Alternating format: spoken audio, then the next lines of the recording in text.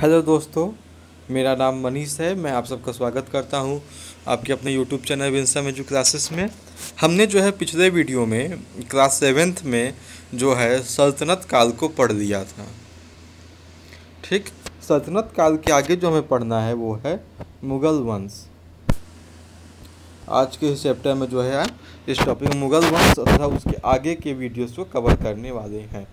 आपको पता है 1526 ईस्वी में अंतिम लोदी वंश के शासक इब्राहिम लोदी को जो है मुग़ल वंश के संस्थापक बाबर द्वारा मार दिया गया था तथा बाबर ने ही नए वंश की स्थापना की जिसका नाम पड़ा मुग़ल वंश। इस वंश ने 1526 ईस्वी से लेकर 1857 ईस्वी तक अंतिम शासक बहादुर शाह जफर द्वितीय तक शासन किया। हालांकि 1757 ईस्वी तक ही इसके अंत को माना जाता है। तो चलिए शुरू करते हैं आज के सेशन को। तथा जो हमारे पास जो क्लास सेवेंथ की NCERT की बुक्स है ये उसी के निचोड़ से बनाया जा रहा है। तो देखते हैं NCERT ने क्या क्या बताया है मुग़ल साम्राज्य के बारे में। तो सबसे पहले जो है मैं मुग़ल साम्राज्य का टाइमिंग आपको यहाँ लिख देता हूँ। इसका टाइमिंग 1526 से 1857 तक होता है। और अगर पूछा जाए इसका सबसे बेस्ट काल है तो 1757 तक ही, उसके बाद इसका पतन काल शुरू हो जाता है। हम देखते हैं कि मध्यकाल में किसी भी शासक के लिए भारतीय उपमहाद्वीप जैसे बड़े क्षेत्र पर जहां लोगों एवं संस्कृतियों में इतनी अधिक विविधताएं हों, शासन कर पाना अठिन्न कार्य था। भारतीय उपमहाद्वीप मीन्स आपका इंडिया आ जाएगा। उस टाइम तो सब एक ही में थे, पाकिस्तान, अफ़गानिस्तान, इसके बाद अपने बगल के नेपाल और तिब्बत जैसे देश भी इसी में आया कर क्या करते थे। अपने पूर्ववर्तियों के विपरीत मुग़लों ने एक साम्राज्य की स्थापना की और वह कार्य पूरा किया जो अब तक केवल छोटी अवधियों के लिए संभव। तो इनके पूर्ववर्ती कौन कौन थे? तो वही सल्तनत वंश वाले। ठीक, तो इन्होंने वो गलती ना करते हुए जो है अपने कार्य को अच्छी तरीके से किया। इन्होंने दिल्ली और आगरा से अपने राज्य का विस्तार शुरू किया।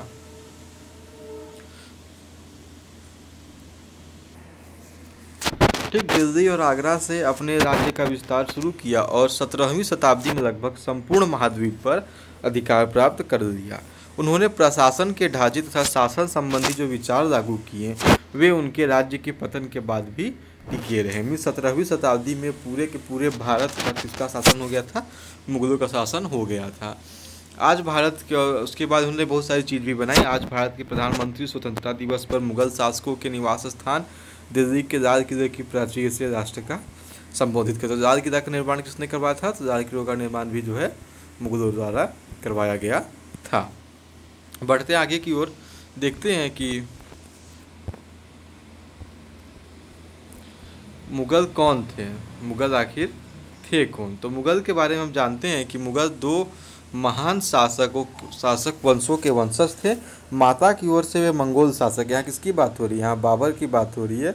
बाबर जो था अपने माता की ओर से मंगोल शासक चंगेज खान जो चीन और मध्य एशिया कुछ भागों पर राज्य करता था, तथा पिता की ओर से तैमूर के वंशज थे जिनकी इसकी मृत्यु 1404 ईस्वी में हो गई थी। परंतु मुग़ल अपने को मुग़ल या मंगोल कहलवाना पसंद नहीं करते थे। ऐसा इसलिए था क्योंकि चंगेज खान से जुड़ी स्मृतियाँ सैकड़ों व्यक्तियों के नरसंहार से संबंधित। चंगेज खान जो थे अत्यधिक जो नरसंहार किया करता था। तो बाबर के बारे में एक इम्पॉर्टेंट चीज़ याद रखिएगा कि यह माता की ओर से मंगोल शासक चंगेज खान का वंशज था तथा पिता की ओर से ये जो था तैमूर का वंशज हुआ करता था। आगे हम देखते हैं कि मुग़ल सैन्य अभियानों के बारे में। प्रथम मुग़ल शासक कौन था? बाबर था। इसी ने मुग़ल साम्राज्य क्या की थी? स्थापना भी की थी। तो प्रथम मुग़ल शासक बाबर का शासनकाल 1526 से 1730 ने जब 1494 में फरगना राज्य का उत्तराधिकार प्राप्त किया तो उसकी उम्र केवल 12 वर्ष की थी। तो 12 वर्ष की टाइम में ही मुग़ल शासक बाबर को फरगना का उत्तराधिकार प्राप्त हुआ। मंगोलों की दूसरी शाखा उज़्बेकों के आक्रमण के कारण उसे अपनी पैतृक गद्दी छोड़नी पड़ गई थी। जब उज़्बेकों ने फरगना पे आक्रमण किया तो बाबर को अपनी गद्दी छोड़कर भाग जाना पड़ा और अनेक वर्षों भटकने के बाद 1504 में उसने क्या किया? काबुल पर कब्जा किया और उसने 1526 में दिल्ली के सुल्तान इब्राहिम लोदी को पानीपत में हराया और दिल्ली और आगरा को अपने कब्जे में कर दिया। ठीक,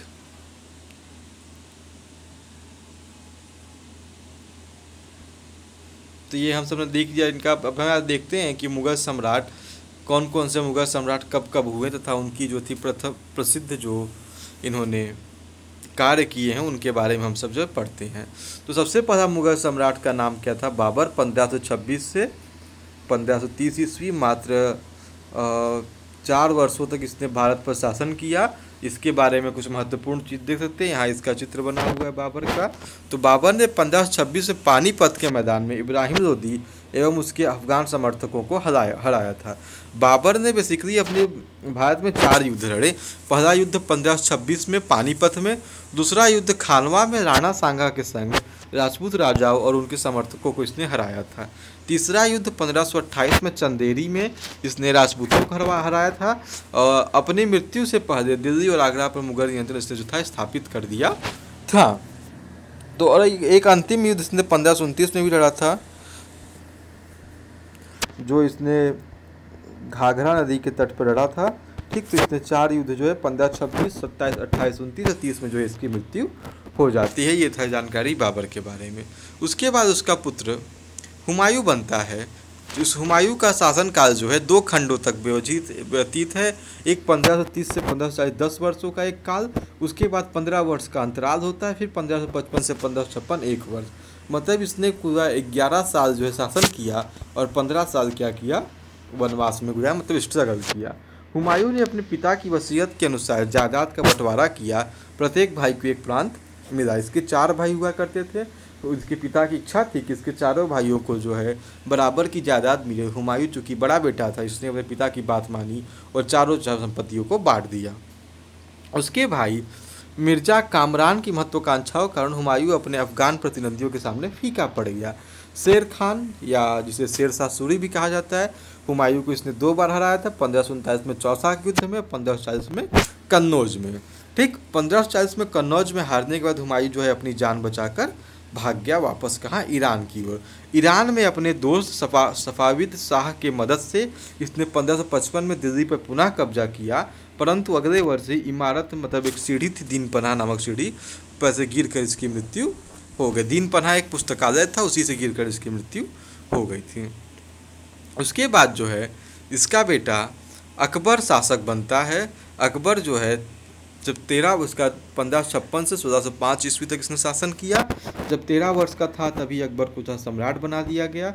उसके शासनकाल को 3 अवधियों में बांटा जाता है। देखा जाए इनकी 3 अवधियाँ कौन कौन सी हैं, तो 1556 से 1570 ईस्वी तक के मध्य अकबर अपने संरक्षक बैरम खान और अपने घरेलू कर्मचारियों से स्वतंत्र हो गया। उसने सूरी और अन्य अफगानों, निकटवर्ती राज्यों मालवा और गोंडवाना तथा अपने सौतेले भाई मिर्जा हाकिम इत्यादि को दबाने के लिए सैन्य अभियान चलाए। 1568 में सिसोदियों की राजधानी चित्तौड़ और 59-69 में रणथंभौर पर इसने क्या कर दिया था? कब्जा कर दिया था।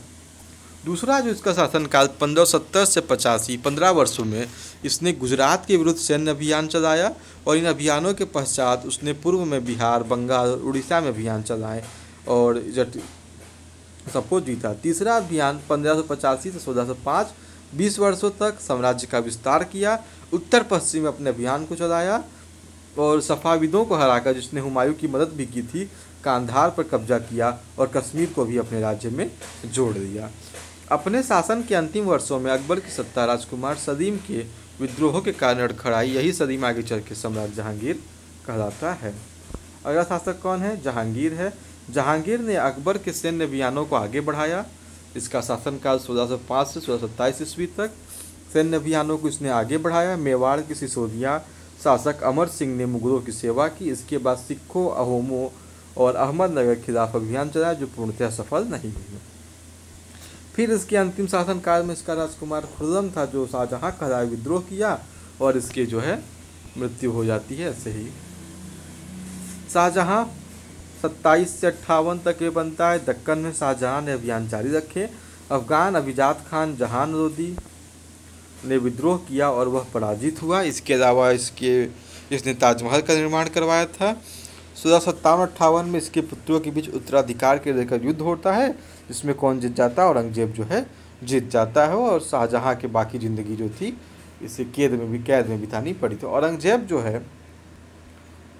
एक क्रूर शासक बना, जिसने 1658-1707 ईस्वी तक शासन किया।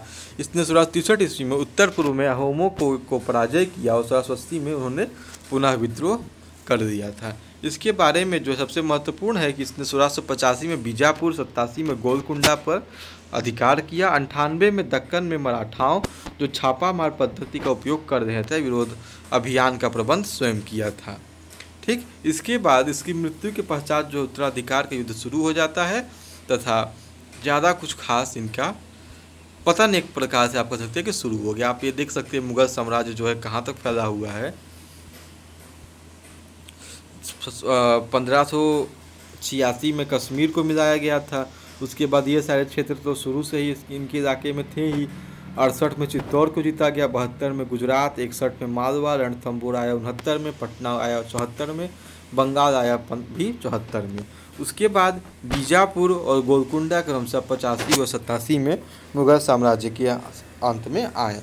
उसके बाद इनके सिस्टम क्या था उत्तराधिकार के, ये सब जो थे ज्येष्ठाधिकार के नियम पर विश्वास नहीं करते थे।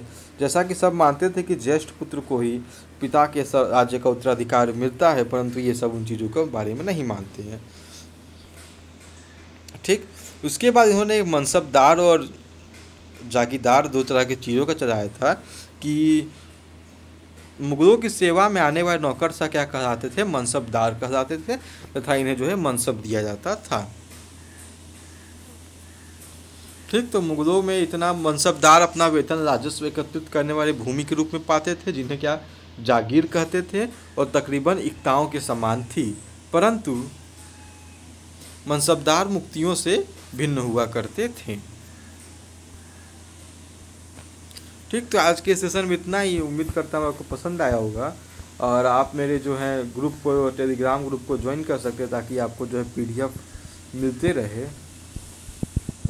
ठीक, ये वीडियो देखने के लिए आप सबका बहुत बहुत धन्यवाद।